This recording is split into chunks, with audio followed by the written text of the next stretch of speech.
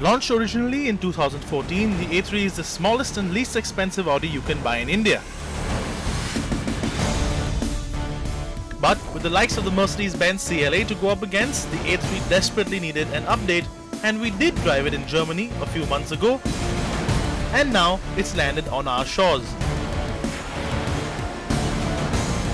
Now, I personally thought that the pre-facelift A3 was quite cool looking with its very simple and very proportionate design, and that was in line with what Audi was doing back then. And this, the new A3 or the facelifted A3 for you, is in line with what Audi is doing now.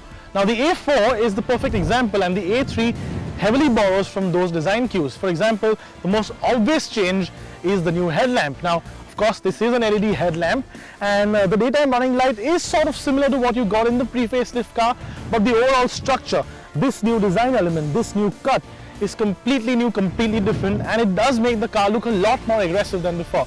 Does it look as classy? Well, that's a personal choice. The design always is.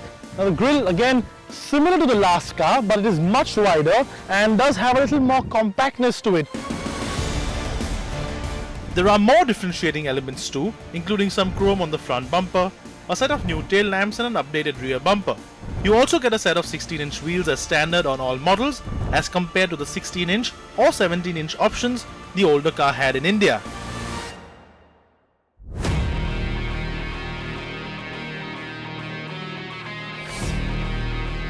Now, as far as changes go, Audi has pretty much kept most of the facelifted bits mainly to the exterior of the car. The dashboard feels pretty much the same as before. The screen still pops out from the center console. That's something that I quite like. And the AC vents, the jet engine inspired AC vents are still the same. Now, one of the disappointing bits about the new A3 is the fact the virtual cockpit, which is the big LCD screen that replaces the gauges, the instrument cluster, is absent from the India spec car. Now, when Amaya drove the A3 in Germany a few months ago, that was there, and we're surprised that Audi hasn't brought this into India, because that would have definitely been a very differentiating factor in the segment that the A3 lies in. Some other missing features include the start-stop button and, surprisingly, Apple CarPlay and Android Auto. Now, the other thing that stays the same is the diesel engine. It's still a 2-litre 4-cylinder turbocharged unit and still makes 143 bhp and still has 320 Newton meters of torque. Still front-wheel drive, still gets a 6-speed dual-clutch gearbox. Now, of course, the A3 is not exactly quick in its diesel avatar, but it still feels really sorted. It feels like a really tight package, and that's always been something of a forte for the A3.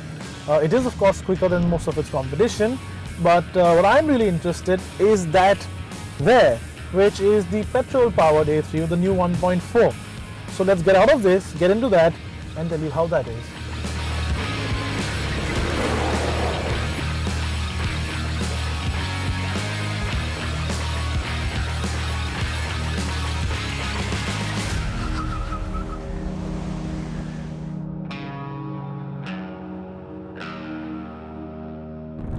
The older A3 had the much-loved 1.8-litre engine from the likes of the Skoda Octavia, but the new one gets a smaller 1.4-litre TFSI that also comes in the new A4.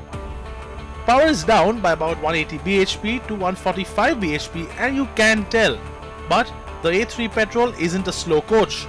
The updated A3 does feel a little nimbler with its smaller engine and definitely feels buzzy too. It is still a fun car to drive.